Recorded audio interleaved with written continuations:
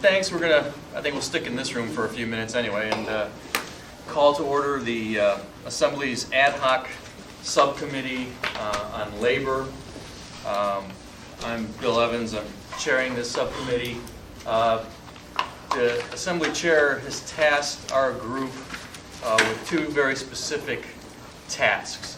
The first is to look at a letter of objections that was sent by the Teamsters Local 959 to the Department of Labor with respect to receipt of certain public transit funds and possible implications of Ordinance 37, AO 37, which they claim may impact the municipality's receipt of those funds. That's one issue, and to understand that issue and see if there's anything that needs to be done to avoid any type of loss of funds there.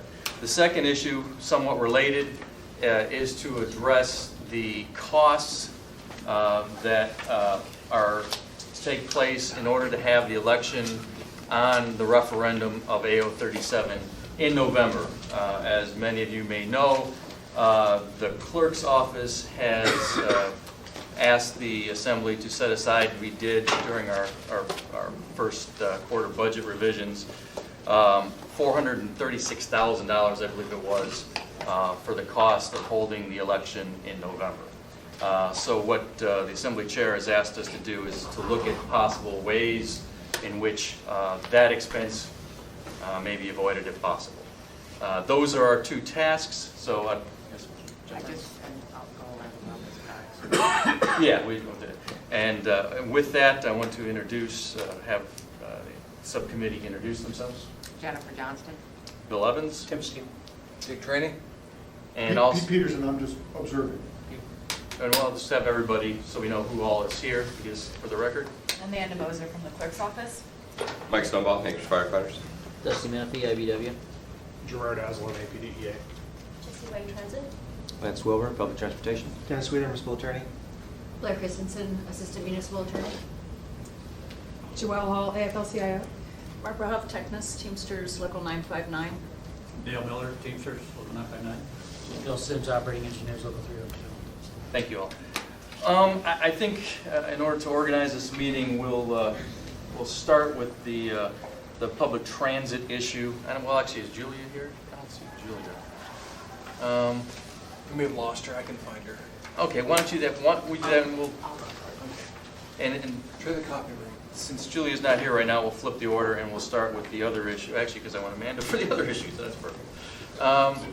The issue of trying to avoid the clerk's costs for holding the election in November. We have, Ms. Johnson has proposed a revised ordinance 37 that I think was geared to that end, and I know Mr. Wheeler was involved in preparing that.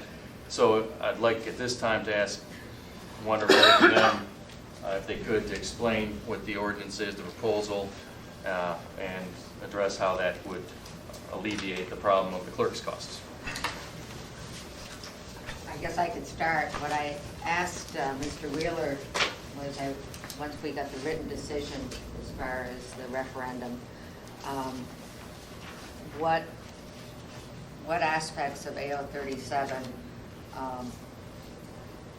would reflect in the referendum and what were more administrative aspects. And just take out, and we basically took out binding arbitration, managed competition, and the right to strike. And I don't think anything else. Changes to the performance programs. Right, going forward. So that's where we're starting with this, because I felt that in the meat of AO 37 there were actually some, where you set contrast to revenues, the basic structure and things that I felt I could support, I was hoping others could support, but taking out the nuclear options of where we Mr. Trainee. I've got one small change to that. I've got a little ordinance here. First, I want this, from my perspective, to be a two-step process. I want us first to repeat 8037, and I agree, Jennifer, there's some things we could probably agree on. That's going to take a little bit longer than we've got. I simply want to get Yeah. 37 gone, so we avoid the cost of $436,000 at the minimum. What this does, this would repeal 37. And I'm more than willing to work with you on Right. the rest of the issue. Well, and in my discussions with the clerk's office, and Amanda can chirp in here, but I was asking for a timeline as far as what we have, as far as how long of a timeline we have to work on this, before we have to start beefing up the clerk's office for the referendum.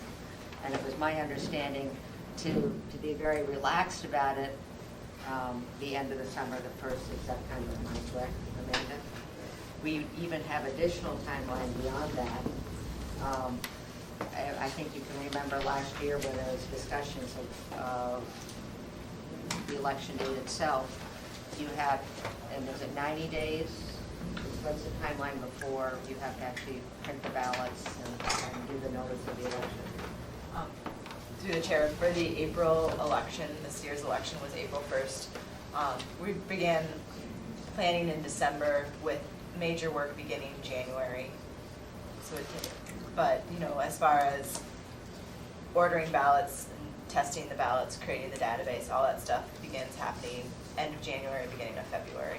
So that gives you sort of a timeline of what we have to work with as far as November. And I would like to see both of these go together and have something, a product by September. And I think we can do it. I think we have a committee here, and I think we can do that. And not jump one ahead of the other, do it together and do it in a cooperative fashion.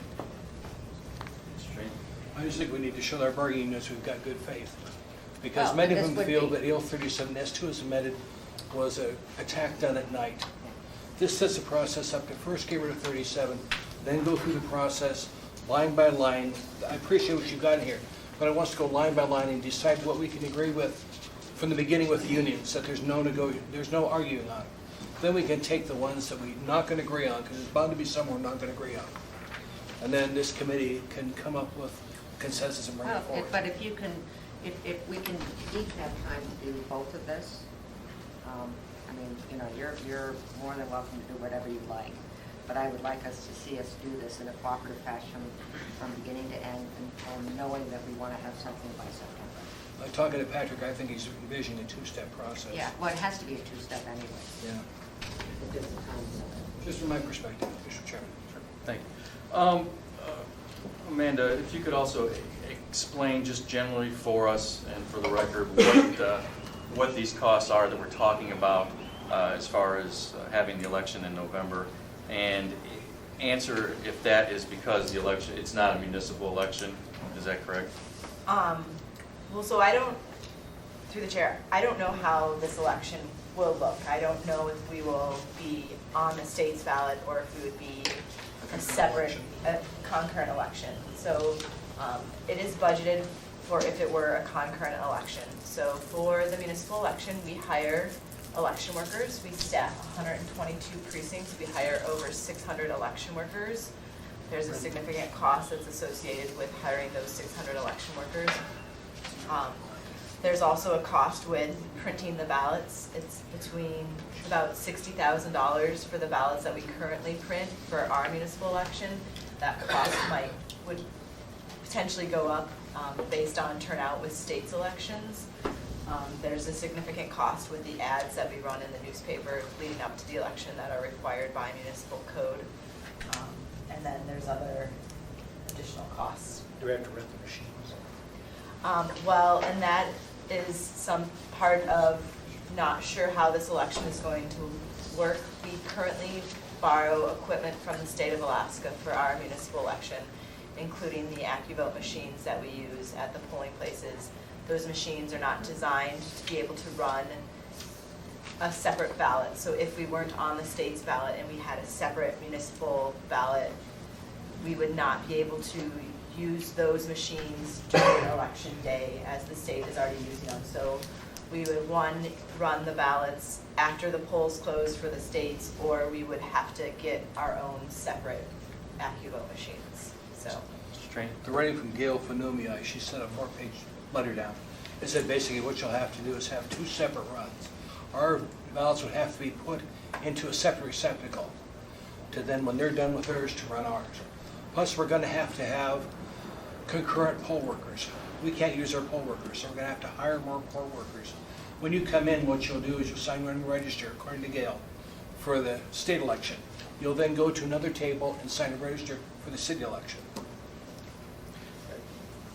Quick question for you, Amanda, is would these costs you're talking about, would there be any additional costs for running the election on the referendum if that was to occur during a municipal election?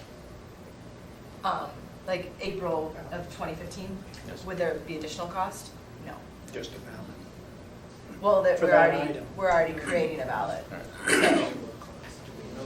So, Bill, that was the argument about doing it this April, was the cost was 0 versus November. Understood. Any other comments regarding either Ms. Johnson's proposed revisions to AO 37 or Mr. Trainey's proposed repeal of AO 37? Amanda? I'll let Jennifer go first.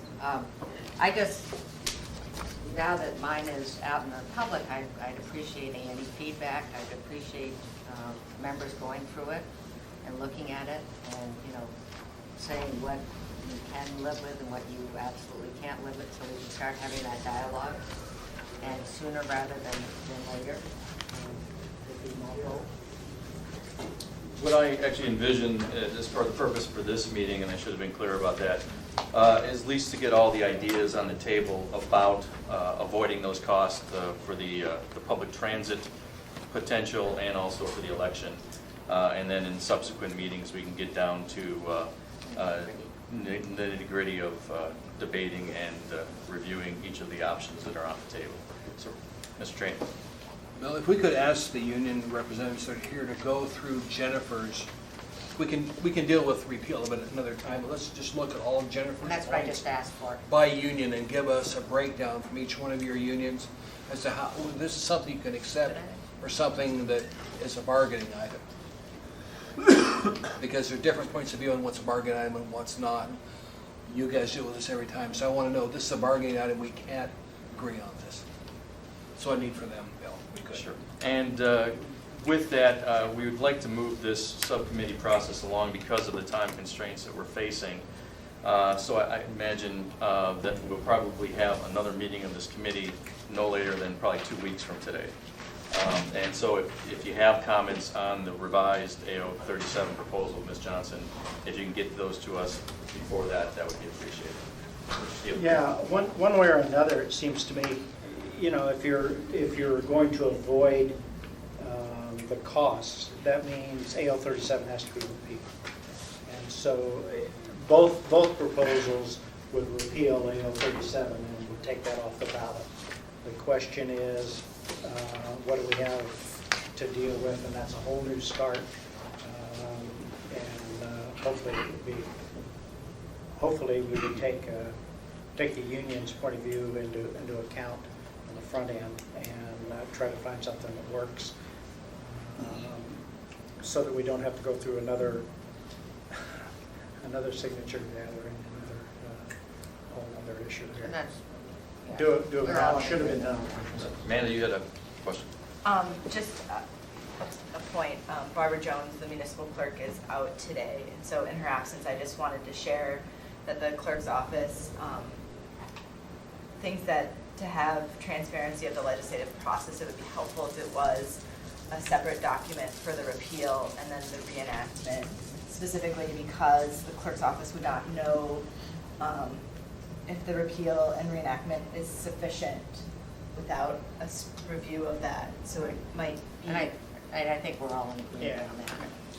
Thank you. Before we move on to the other issue, I would like, I know Mr. Wheeler was involved in creating the draft that Ms.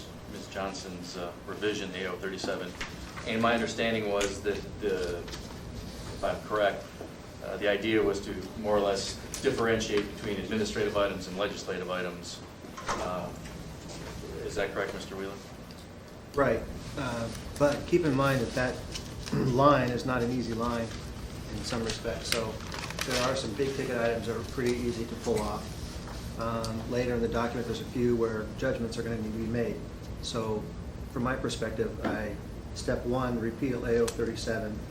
Step 2, which is either in the same ordinance or a separate ordinance, put back in those provisions that may be clearly administrative or are on the line, and it's up to policymakers to decide where those things fall. Are there any other comments or suggestions with respect to the AO 37 clerk's Just cost? for our meetings, Bill, we've got space available on the 30th, according to my calendar, if you want to have it at that time. That'd be in 2 weeks, sir.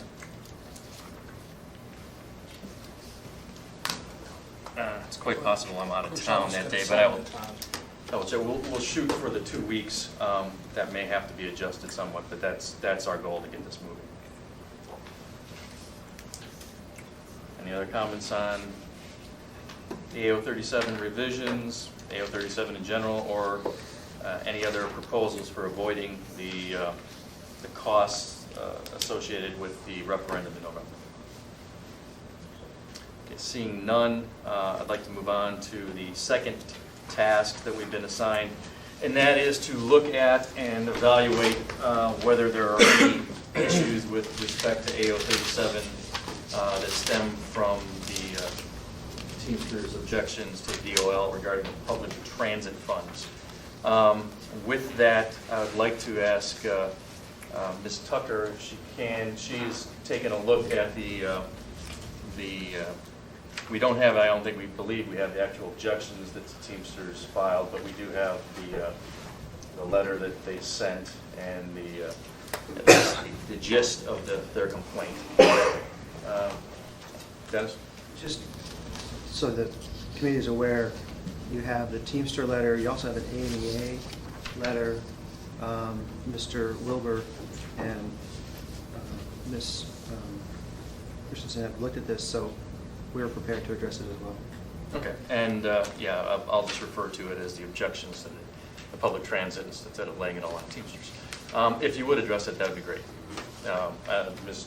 Tucker, you want to, if you've looked at it, Dennis or your staff have, we'll be glad to. Sure. That's one first. So, I'll let Julia go first, it's Julia. No, Okay. Blair. Oh, well, maybe just educate the committee about how federal funds are received by the municipality so that we're all sort of on the same page. I think that would be good.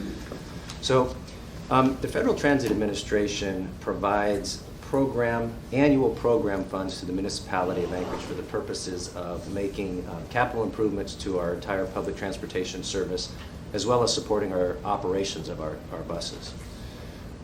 When those funds are programmed on a federal fiscal year, we include those into our Transportation Improvement Program, which is an AMATS document that includes all projects or programs we want to spend our federal dollars on, whether it's from transit or from the highways. Once it's in that document, in order for us to actually access it, we must apply to the Federal Transit Administration for each one of those individual dollars. So if there's a bus stop improvement or buy a bus or IT or capital maintenance or whatever we want to do, we have to apply individually to each one of those projects. And as part of that process, the way the process works is any local government like us, when we apply to the Federal Transit Administration, we want to receive those funds. Their process then says they put the document out and they directly notify all of the bargaining units within the municipality, in this case, Teamsters, AMEA, IBEW, all of those, and ask them if they have any concerns for objections. If they do, those objections go to the Department of Labor. Once the Department of Labor receives those objections, they must weigh in whether or not they have merit or not based on federal law for labor. They can side with, they can side without, but that's an opportunity to object. Once the Department of Labor weighs in, they tell the Federal Transit Administration there is cause, they have standing, or they don't. And if they don't, then we then get awarded the grant. Once we get notified that we can then receive the grant, so to speak, from the bank, we bring that into our house, as it will, then we ask the assembly to appropriate the money. So you have to then appropriate the money that we've got received. Once it's appropriated, then we can write an RFP or write a scope of services or justification to buy a bus or hire a contractor. Then depending on the value of that, those contracts or that purchase has to go to the assembly for approval. So that is the large-scale process for how we receive and how we expend federal dollars. This process in which gives all bargaining units an opportunity to object, it has been the process since the municipality of Anchorage has been receiving funds for decades, long before I've been worked for public transportation. So that in general is kind of how things work. Ms. Johnson? Have we had other protests before, or other letters Um, passed? Ms. Johnson, to my knowledge, no. When we asked to receive the money, there was, I believe, back in 2008 or 9, one of the bargaining units raised the issue as to whether or not, when the municipality let a contract out,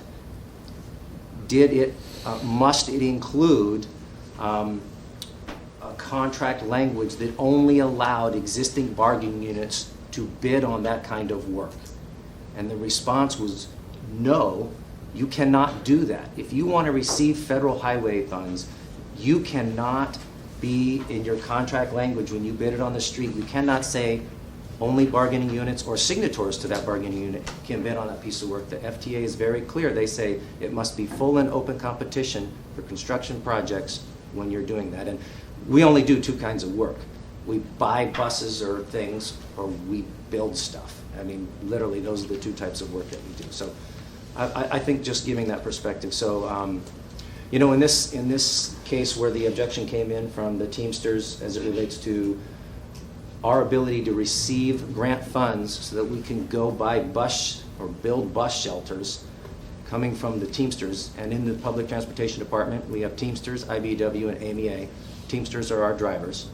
IBEW is basically in our shop, mechanics, and AMEA is our office workers. So that's kind of how we're set up and how we receive funds. Barbara, you're part of the Teamsters Union. You guys sent the objection to Department of Labor. What's happened in other cases in Lower 48, California, for example? Has that stopped federal funding from coming in? I'm trying to figure out where this has been done before and if it stopped the federal dollars from coming down. Who would know, Barbara? You? I'm looking over at Dale, yes. Yeah, there's been a lot of similar types of objections where the employees are not protected. The current employees that work for them have not been protected, and so objections have been filed, and there's been a lot of federal funding into the billions of dollars actually that have not been awarded because of those types of objections. Thank you, sir. Ms. Johnston? A follow-up to that, it would be very helpful if you could give us examples and cite those situations. If you have, it'd be wonderful if you could send that to the clerk so she could share it with each of us. Because I now remember the federal decision as far as the capital expense. And it seems like we're getting two different thoughts here, because yours is an AMATS program, federal capital program. And the Teamsters and IBEW and AMEA are all operational. Jennifer, we are allowed to use some of our federal dollars for operating expenses. So like if the bus, if we bought new buses, that would be maybe considered as much operational as capital? That's a capital expense. We're buying a fleet, but we cannot pay for the driver's salary with that other money. Okay, but because the driver, and I'm just trying to find out, because to me what you're saying is it's a capital appropriation, and the employees are operational. Correct. And we've already had a decision where because I do remember where there was a clause in our previous CBA where you could only have municipal contracts if you were a union shop, and the federal government came down against that. So that's why we need these other examples, because what you're saying is that it's an operational labor issue that could have an impact on a capital program. Mike, I'm sorry, I wasn't. that you're saying that the labor problems in California or wherever they happen, the California, employees- Wisconsin, there's several states. yeah. Okay, and where there was a, they wrote the Department of Transportation, the Department of Labor, and it came down, and the capital appropriations were not given. So it's capital appropriations they did not receive, is that correct? That's my understanding, yes. Well, yeah, it'd be really helpful to I get need to those. see the case law on it. Huh? I'd like to see the court cases on it. Yeah, it would be really helpful to understand that. Thank you. Mr. Steele and then Ms. Tucker. Yeah, my concern is if you file your application, the union makes a request, they put a hold on the funds. Is there a time limit that you can fix it, or do you lose your capital fund or your funds, whatever they are, for that year? How does it work in terms of a reinstatement or that type of thing? So here's my understanding. The Department of Labor does not have forever to make a decision, so they must make a decision and advise the Federal Transit Administration one way or the other. I don't know what the time frame is, but I suspect it's 30 or 60 days. I don't know. That The could concern is you don't want to put it at risk for 1 year. And if they decide that there's an objection, then we would not be receiving of the grant. Then what we would do is, that doesn't mean the money goes away. It just means our request for the purpose For that to goes away. We'd have to then reprogram it for some other purpose, and then again ask for request All right. So the money stays in our appropriation, our EMATS. for a federal fiscal year. And if we don't take advantage of it for a year or two, then we'll likely lose it. Ms. Tucker? Well, I thought I would just go over sort of what I thought the logistics were from the analysis that you asked me to do to look at code. And so, and it may have some bearing on Ms. Johnston's question, but in looking at the process, I did look up 49 U.S.C. 5333, and that's the Federal Transit Act. And so as Lance has talked about, what happens is on a funding project like this, the federal law requires that DOL requires that a notice and a determination of fair and equitable be made by the Department of Labor. And what the Secretary of Labor has done is, at least for most of these projects, we can just add this attachment A, these protections. And if we add those protections in, then then we're going to be able to make a fair and equitable determination. And so both the municipality and the unions get notice that the DOL intends for this contract to add in this attachment. And both parties get to look at that attachment. You have that 6 pages of tiny print and decide if there's an objection to that. And so, although we don't have, I haven't seen the AMEA, but and we don't have the objections. What happens is that the process in federal regulation under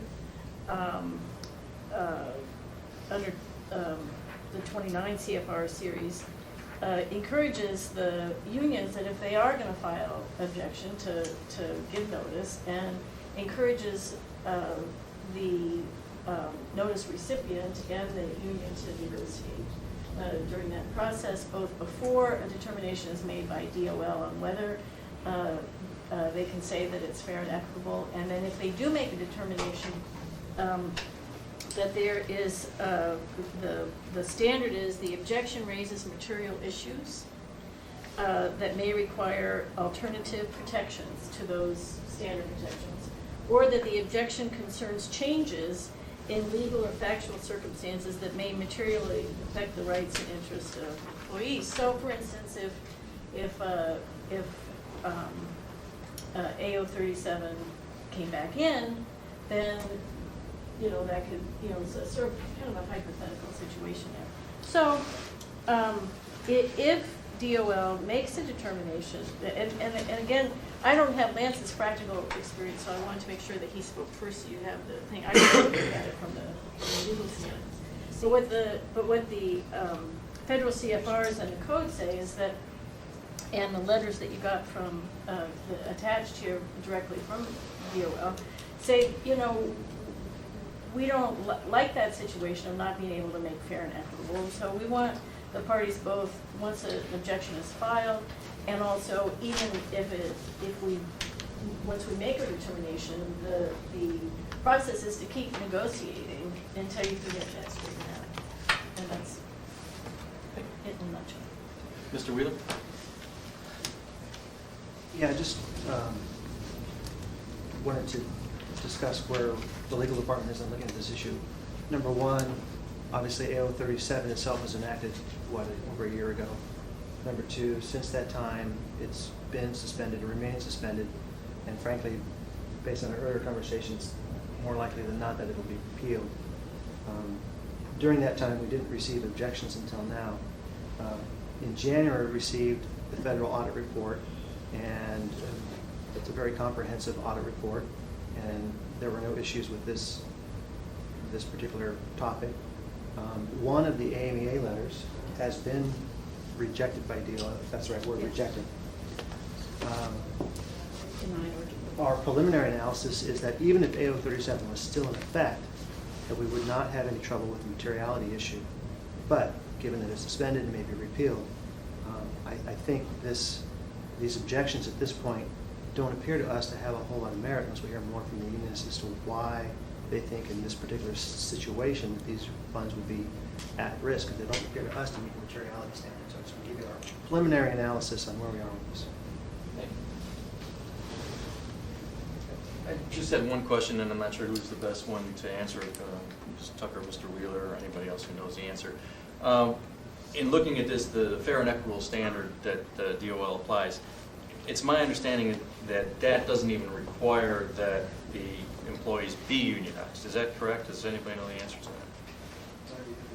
that? It does not require, it just says that if you have union employees, you have to have a collective bargaining agreement with them. Any other actions the subcommittee wishes to take with respect to this issue of the transit funds?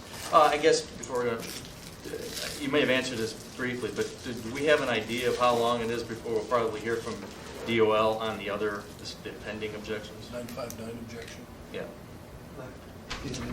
I think Lance was saying. I'll find out. Yeah. I don't Okay. know, but I'll find out. It's easy for me to do. I believe it's 60 days, but I can't say for sure. That's just my recollection. Any other comments? Anybody in the audience want to make any comments? All right. Yes, ma'am. Joelle, so just in the process of moving forward, we have a number, of course, of our own counsel and all the affiliates who've been working on this, as well as a nationally renowned expert on these 13C objections that litigates all over the country on this issue.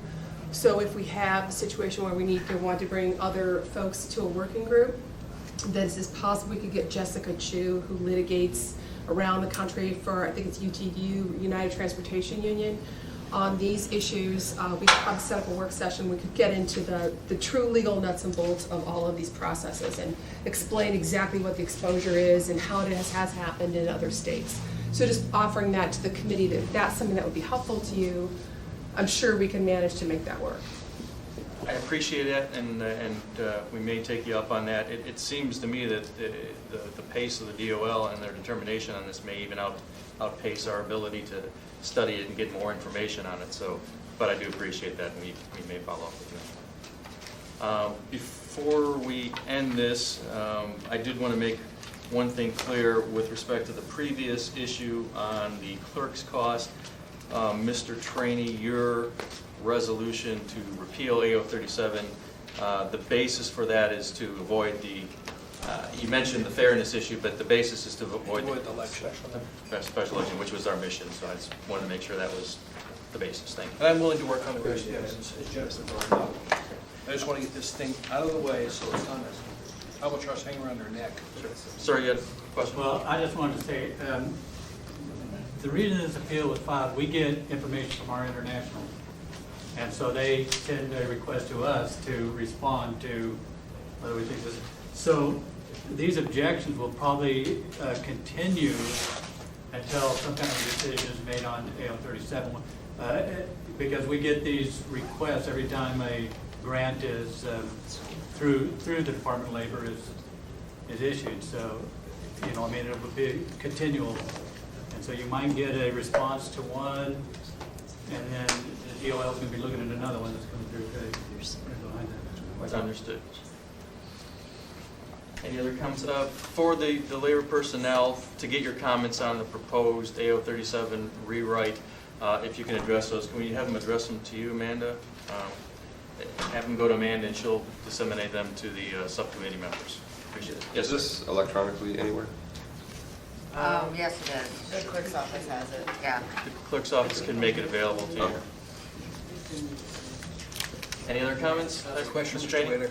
Mr. Waiter, if we repeal 37, would that move the objections from the unions to the Department of Labor? I mean, 37's gone, they've got nothing to stand on. It's suspended, I don't think they have anything to stand on, so if it's repealed, I would assume that they would withdraw their objections. Thank you, Dennis. Any other comments? Last chance? Seeing none, we're adjourned. Off the record, thank you all.